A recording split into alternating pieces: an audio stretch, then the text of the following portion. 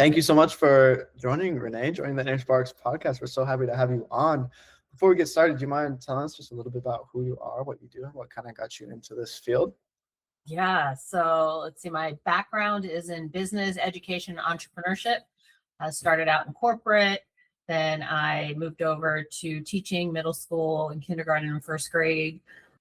Hated teaching and really realized I didn't care as much about what children learned. I did care a lot about how they learned and their social emotional well-being. And so I left teaching. Simultaneously, I was getting married, starting a family. So I dove into entrepreneurship. I started a wedding and event planning business. And then as I was growing my family, I needed a place that I wanted for my children in terms of their early childhood development. And so I ended up starting an in-home daycare, which I also was not a daycare person, I realized very quickly. But what's interesting, and our conversation being around performance, is when I started the daycare, realizing that really wasn't where I wanted to be or what my thing was, I transitioned the daycare into a preschool because I was very passionate about birth to 5, early childhood, how children learn, and I'm obsessed with human behavior. So I was always reading about, learning about, thinking about just how people operate in the world and how do we get to be where we are and who we are, which always brought me back to those birth to 5 years. And I just had a strong innate knowing that birth to 5 was everything in terms of setting the foundation for life. And as I started working with little ones more, I really realized parenting really is birth to 5, and everything after that is tweaking. And then you have another chance in middle school to make some shifts. And then, they're off to the races by the time they hit high school. And so started the preschool, but before I turned it into the first mindfulness-based preschool in the country, it was very much for high achievers. That's how I would describe my clientele. People that were, successful and looking for the best preschool to get their kiddo into the best elementary school, to get them into the best college, to set them on their trajectory for life. And so after I made that switch, within 6 months, I knew something needed to be different, and brought mindfulness more intentionally into the preschool ages, which was nobody was doing. And I actually got some pushback, quite a bit of pushback for that, because they were too young, in quotes. And so what I realized, though, was I didn't have the language necessarily back then for that, but it was all about nervous system regulation and just how you can look at things and reframe things. And so because mindfulness was so new back then, I was doing a lot of parenting workshops and educating families about mindfulness in the home and at school, which then, of course, they were like, you have to bring this into the workplace. So I started going into organizations and bringing mindfulness to teams and individuals and groups and conferences.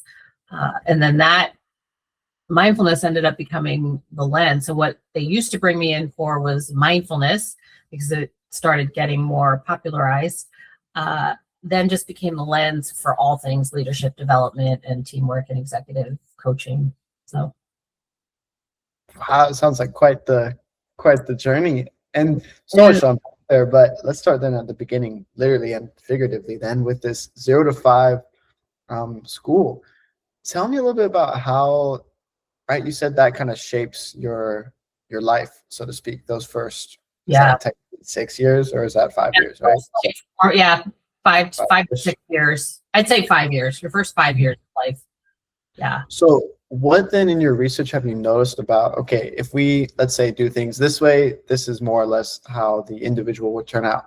If we do things this way, this is right. What did you learn about those first 5 years that structure then the rest of a person's life or an individual's life? Oh gosh, so much, because I work with adults now, and I have been for a long time. So I still am involved in the preschool with admissions and things like that. So it's really interesting to be able to step back and see the full circle. So I work with adults trying to unlearn and undo all the conditioning that got established in birth to 5. And so if you're talking about, infant through 5 years old, so up and through kindergarten, before they start kindergarten, you have, from a childhood development standpoint and brain development, there are things that you learn, right? The adults in your life are your whole world. You know nothing other than the life you were born into, your parents, your caregivers, family, friends, whoever is pretty prominent. And whatever they say to you, you take on as fact. And so I think about a story with my daughter who is highly creative, very sensory oriented. She's 16 tomorrow. And when she was like, I don't know, 18 months, 2, she was one of those kiddos that would just like want to touch everything. At coffee grounds, the smoothie, she would scoop the smoothie out of her cup instead of drinking it, and she'd like spread it all over the table. And I would say things like, "Oh, you're such a mess," and at the time, thankfully, I realized enough, by the time she was 3 or 4, what that can do to a person's viewpoint of themselves. But even only as of the past 10 years, really realizing the impact as I work with adults of like, oh, somebody told you that a long, long time ago and you don't even realize. And it's about ourselves, people telling us about ourselves. It is the religion you're born into, the politics you're born into, the, frame of mind. I think about whether you're born into poverty or a lot of wealth and everything in between. It just shapes your lens on the world. And so, and that's a lot of that. As birth to 5, you can't control that. You come into this world. So for me, the journey around working with the adults is not necessarily to blame, but to just become aware and to intentionally question, reflect, think about, like, are these things that I learned from birth to 5?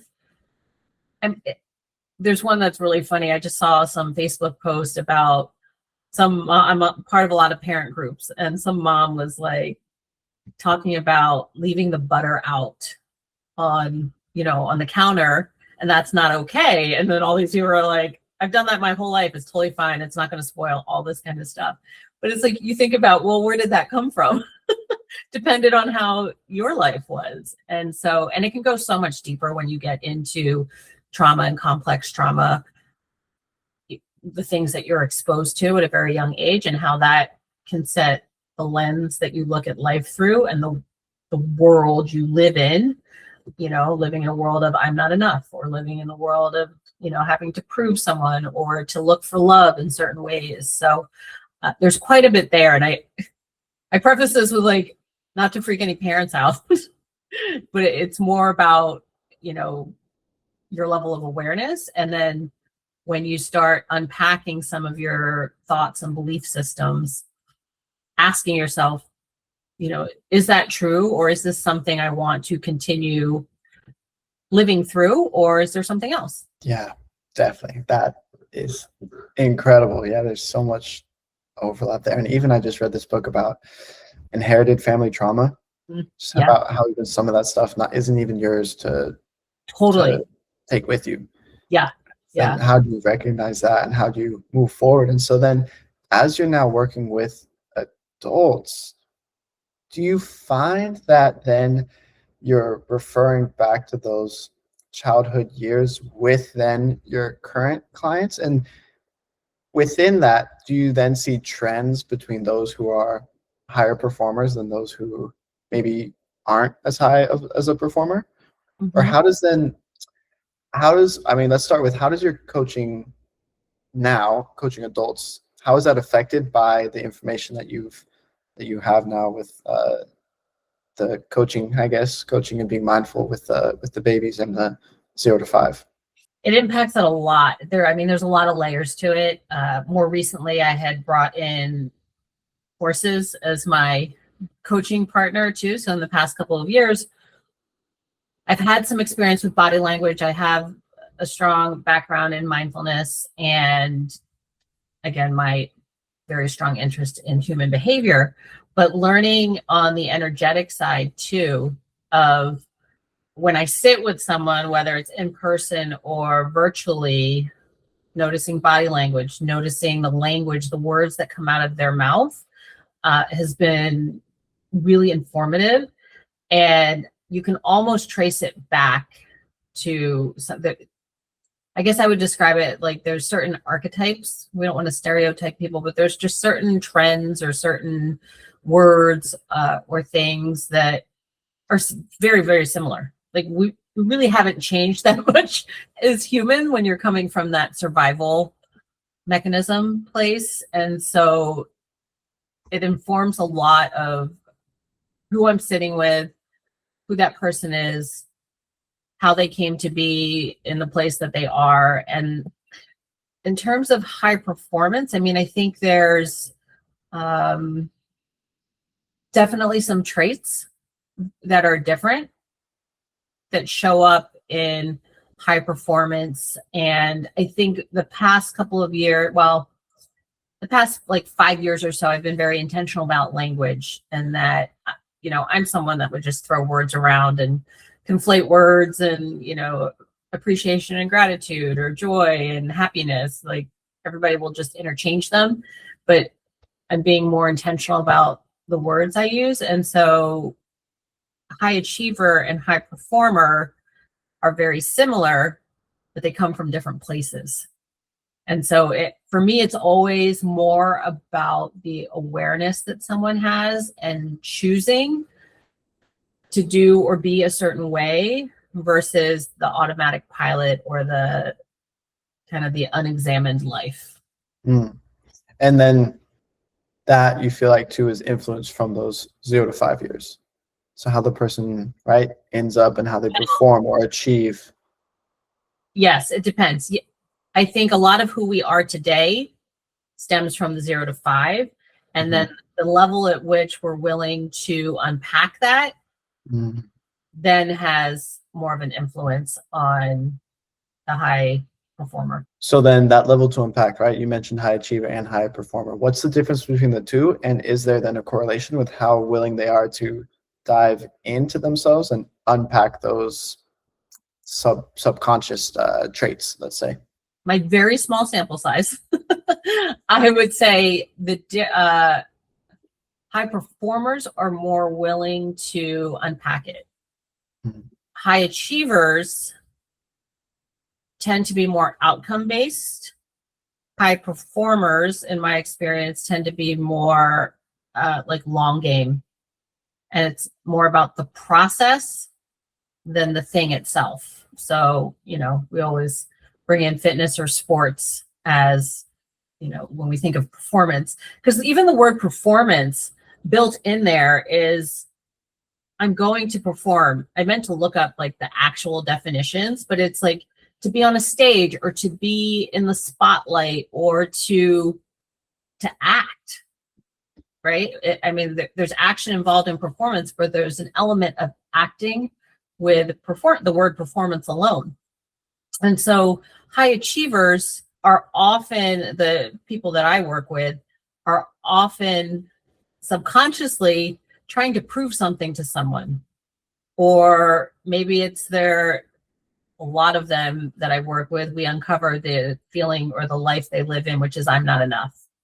And so, and then the brain is structured so that we're always looking for more. It's a survival mechanism. And so with awareness and intention and the willingness to unpack it, then you can move into high performance, which has more to do, I feel, with being who you are and how you are. So if you are totally aligned and have clarity on what your strengths are, who you are as a person, what your values are, high performance comes out of that. High achievement, executives, Olympic athletes, Super Bowls, all these outcomes are great, but oftentimes it's never enough. So then you want more and more and more, which the brain is wired for more. Right. So sometimes there's a really fine line. And because I come from a Gestalt background, which is that are different parts of ourselves, you can be high performing in one area and a high achiever in another area.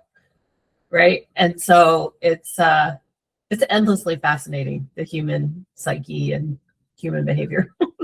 Yeah, that's so interesting, especially because this is, I think, my seventh or sixth, seventh, maybe eighth podcast episode. And even last week, I interviewed he's the number seventh, I think, marathon runner in the United States. And he was talking about the theme that you just brought up, which is performance comes from within, and it's being authentic to yourself, in the sense of, he was talking about, look, all I have to do is run a normal race. But normal to me means that it's at a very high level that I've been training at. So I don't have to, at this point in his career, he doesn't have to go out there and feel like he has to perform. Right. Because he has this background. He has 20 years of experience. He's got 30 marathons under his belt. He knows what it's like, and he just has to go and like fulfill the embodiment, I guess, of what he's been working towards. And I've heard now the same trend throughout many high performers. I've interviewed a couple of musicians, and they say the same thing. They say, all the hard work is done. When I step on stage, when I get behind the piano, when I get behind the guitar, I'm just playing again. My normal, it's who I am. This performance is this level of who I am. And it's interesting because then on the flip side, right, interviewing more of the corporate members, a lot of it is still based on this level of, performance being something that is obtained, or that's out there and out of reach, and I have to grab it. Which is interesting then as to why I've been so adamant about this podcast, is to condense and combine all of it, right? Mm-hmm. In my opinion, everyone's a performer, in the sense that, right? The lawyer who's going to trial, the executive who has a big board meeting, everyone's a performer. And it's then becomes this whole idea of, how do we teach and how do we showcase this idea of embodied performance instead of external performance, right?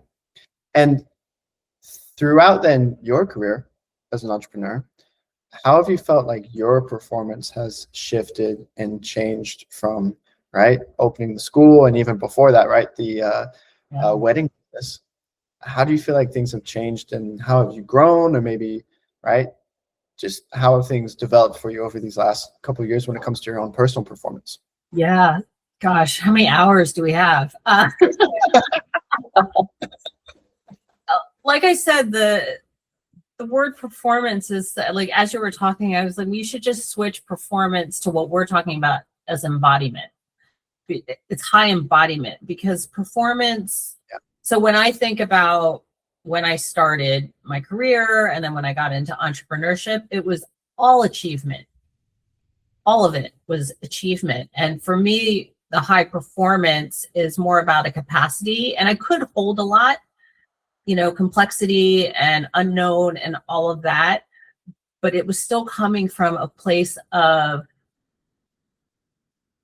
outcome.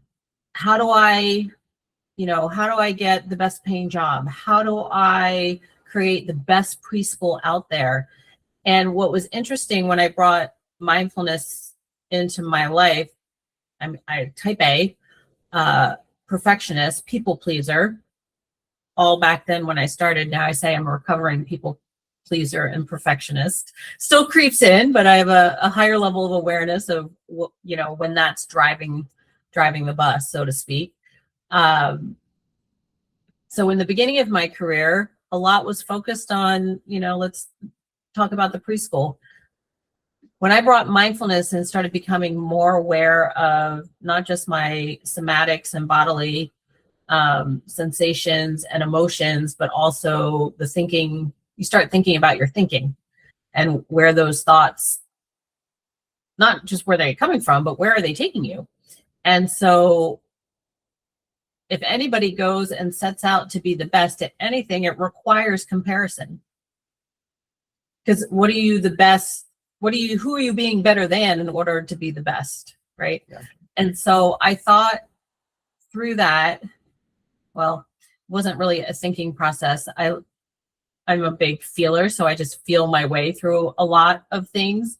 But what I recognized was that once I started having clarity on what I felt would be a great education system, or how to meet children where they are and how to grow their capacity for learning and life and all the things that they're interested, I realized that's when I realized, like, oh, by being the best, I went out and looked at other preschool and I started comparing myself and how can I be better than them?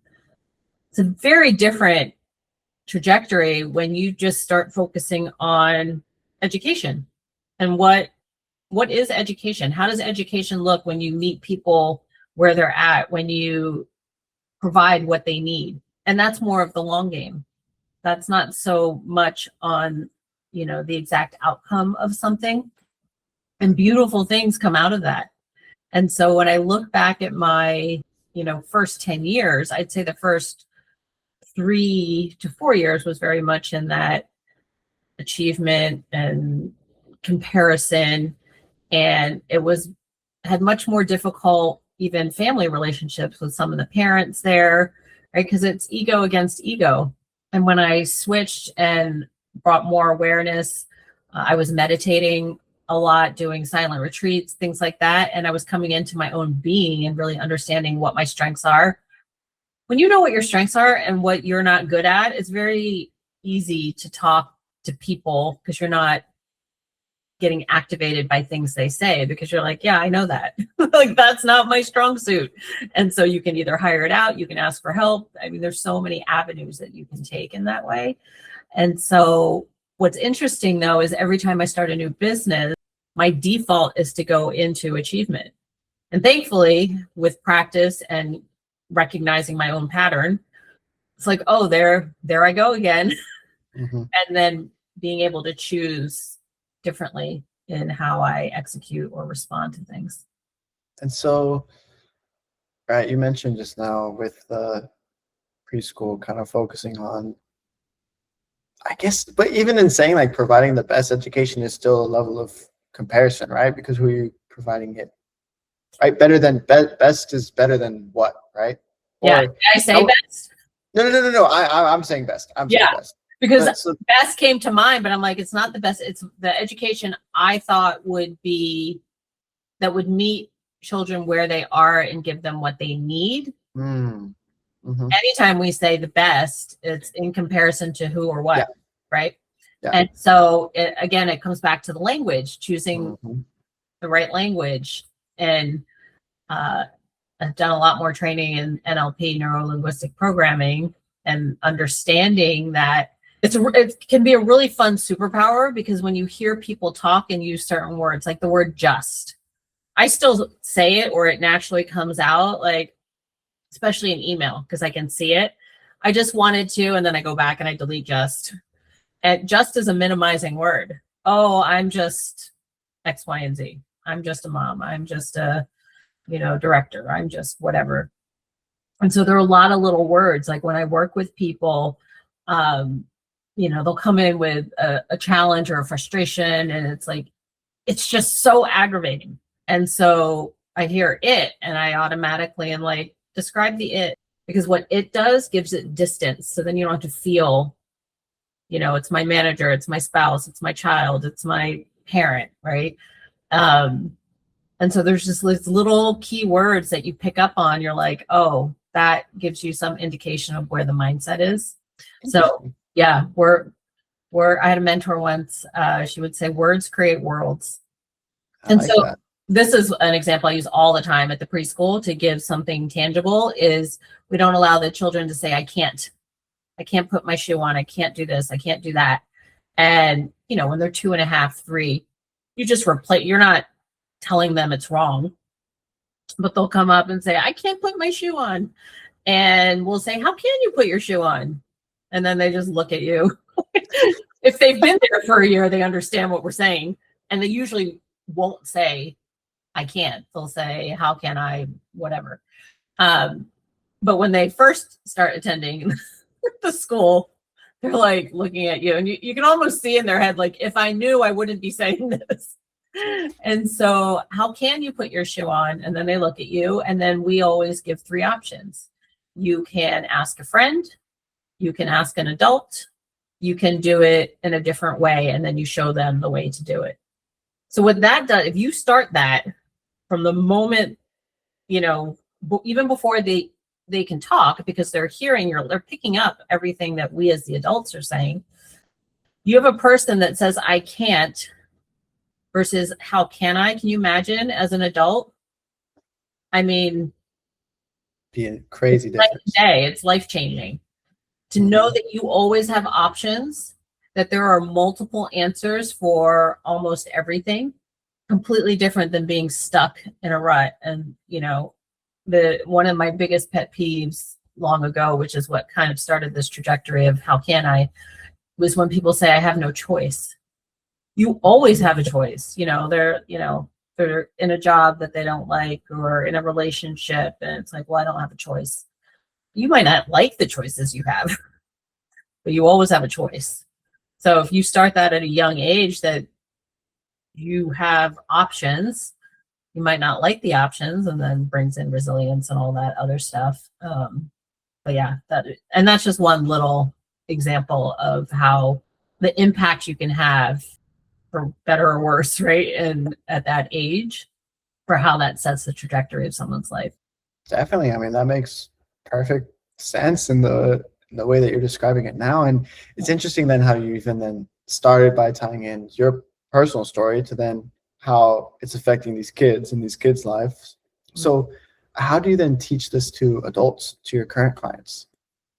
Yeah, so I work with a lot of parents, and then I work, with leaders too. So you start with the adult, because you have to understand yourself before, the parenting piece of it.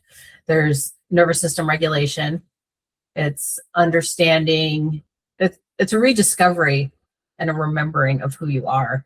And so it depends on who comes to me for what, but almost always when I can get to them to a level of clarity or readiness, I guess is really the best word. Then there's varying levels of readiness of what they're willing to look at, acknowledge, become aware of. I just start with where people are. So I have a lot of tools to help access the different parts that people are willing to get ready for, have access to. But a lot of it is self-awareness. And they have to have some level of self-awareness, whether it's looking at the language that we use. I'm working with an executive right now just around language. Start noticing in which rooms, who's sitting at the table, where certain language comes out. We've identified a few things that are, patterns of things that we say to people or tell ourselves, and just notice where that comes up, and that's someone that's like, oh, this is interesting. Maybe I'm willing to start looking at this, versus people that come to me and like, okay, I'm ready to go deep. I've done a lot of therapy. I've done a lot of coaching. I've done, this course or that course or mastermind, and they have a deep level of awareness, and they want to go deeper, or they want to remove some of the recurring patterns that happen, that we can just cycle through. So it really does depend, but it is very similar to like what we do in the preschool is I follow their interests, and I follow the work. I don't direct it. So, and that comes a lot from the Gestalt theory and psychology, is people will present what's ready to be revealed. And so if I can stay present and connected with people, all the signs are there. And then I just follow it. And I see where, and that's coaching, in terms of versus like advising and consulting. Coaching is everybody has, at least from the perspective I come from, everybody is whole, creative, resourceful. You've got everything you need. And sometimes you just can't read the label from inside the jar.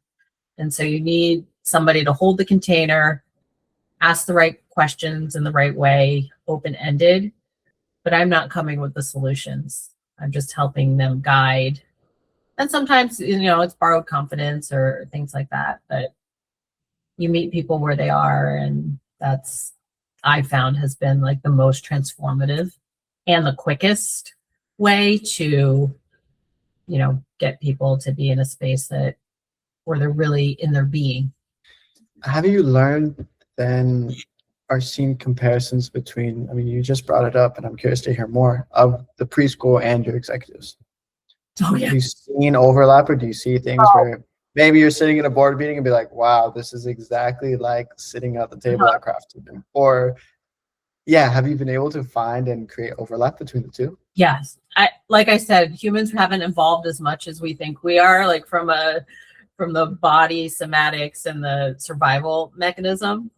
It's really fun to watch. Actually, last year and this year, the first week in January, I subbed for one of my lead teachers and director at the school. So I spend a week in the classroom with the kiddos, and it's so fun to because I work with adults all the time, and I'm basically helping them go back to childhood, who they were in the birth to 5.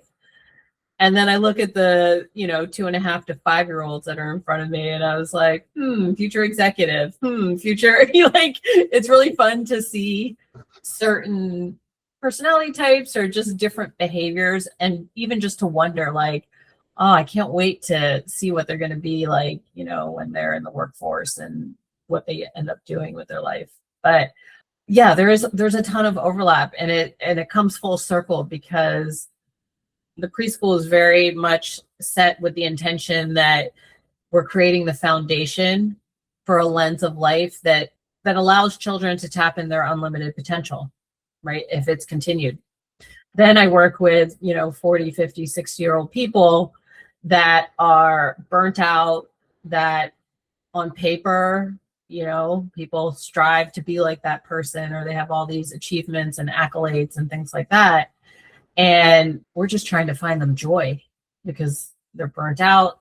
Their inner world is either in crisis or feels chaotic. They're not enough to anyone. They're trying to, please too many people. The perfectionism, the imposter syndrome. But on paper and to the outside world, everything looks amazing. And so it's really a full circle moment of okay, let's get back to childhood. Who were you? What were your strengths? What are your strengths now? What do you know about yourself? And more importantly, how do you want to be in this world? If you've got to me in your life and we're working together, that's because you're looking for purpose, fulfillment, and a different way of being. And so if you're there and you're willing to engage, then you get to create how the rest of the trajectory of your life goes. And so that for me is super fun. That sounds so fun. And it seems like, to use a metaphor, if the kids are like clay and then the adults are like a sculpture, it's kind of like cleaning off and reshaping maybe the sculpture. Yeah. How do you then teach the kids as clay to maintain those habits or to continue on this pathway so that maybe they don't necessarily have to go through that same process when they get to adulthood? Yeah, that's where the parent, the home school connection is really important.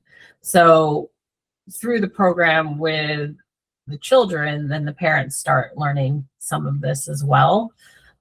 And in my own journey and working with adults, it becomes a remembering. So if you can set the foundation in that clay in the beginning, even if they go off on a different path or the conditioning within the household kind of buries that, for me, I know it's still in there. So it's almost like riding a bike. So as long as they can keep their willingness to learn, and even my son, who's almost 20 now, but a couple years ago, he's like, well, yeah, but even the way you raise us and this point of view is also conditioning. That's a good point. Right? So if we think of oh, well, again, with the comparison, this is the better way, it's still a form of conditioning. Mm-hmm. And so keeping parents, educating them on choice and sovereignty, and, there are always choices. They could choose something different, but it's in the language. And when you can get the language down for them at that young age, that leads to certain actions. And I just know it's baked in there. it's planting seeds is what we always say. So there's all kinds of outside influences. I mean, that's a big thing too, when you work in education, and when you become a parent, I don't know if it comes in education or parenting first, but it's the nature nurture. And I think it's as you become a parent, because you're birthing this child, and then whatever preconceived notions you had around, is it genetic, is it learned, all of that, you have a child and you can just see it play out in front of you. So then when you work as a teacher, you're seeing it in the masses. And I've always said it's 50-50. There's a huge nurture piece of it. There's I might almost change the percentage from 50-50 to probably potentially could be like 75% 80 nurture, even if you have the nature. There's so much of our outside influences that can have an impact until you bring awareness to it. And then you have a choice to do something differently. Definitely. I think that all checks out, and that all makes perfect sense when you think about it from the long term, right? Playing the long game, thinking about even those people that you mentioned that have all the accolades, that have the letters behind their name and XYZ, right? That didn't happen overnight. No. Yeah. Where did that start, right? Where did that stem from? Yeah. And so as we close out a little bit today, can you just share maybe one or two things that you've learned that have made either the biggest impact in your life, in the preschool, in the executives that you coach, on teaching and helping people reach maybe a higher level of not performance, but we said embodiment, right? Embodiment, yeah. Embodiment. What would be maybe one or two things that you can share that you've seen play out time and time again, or that you've seen from the preschool that have the same level of effectiveness in the corporate world? Something along those lines. I would say that presence is not just mine, but anyone's primary performance tool. Because as in being present. Because the only thing you have right now is this moment. It's the only time you can take action is in the present moment. And so for me, underneath presence is nervous system regulation. Meditation was huge for me. Anytime you can do a digital detox, getting back into your body. Embodiment is being in your body. And I'm doing a lot more energy medicine now too, that's helping with performance, because things are happening in your aura, in the atmosphere, that sends signals to the body. And like you mentioned before about, ancestral or generational things, like we are carrying things that aren't us. And unless we're present, it's really hard to discern what's mine and what's yours or somebody else's. 1000%. Honing your presence is the most valuable thing from a time, money, energy perspective, ability and capacity to be present. And then there's, the little, because people always want the tangible things. And so, breath work, exercise, nutrition. For some people, it's knitting. But being present is allowing people to be okay with what's happening right now. So not trying to go back in the past and bring in something that happened in the past, or worried about the future. It's really about right now. Every moment is a moment that you can make a different choice. Definitely. Yeah. You got one more thing? I would say figure out who you are. If you don't know, figure out who you are, what you're about, what your values are. I just did an exercise with my husband, and it's wild to see. He got really clear on his values, and wild to see how things are unfolding. It just helps hone where you're going without getting too stuck on the outcome or too stuck on the thing that you lose track of other opportunities around you. So yeah, get your values in order and figure out who you are. Get your values, figure out who you are, stay present. Sorry? No small task. Yeah. Take the day, figure it out. Come back on Monday and you'll be ready to rock and roll. We know how you did. Wow. Well, Renee, thank you so much for hopping on and spending this last hour with me. And I mean, I'm going to go light a candle right now and meditate for a little bit to start the practice. But yeah, thank you so much. Yeah, you're welcome. Thanks for having me. Of course. Always great talk.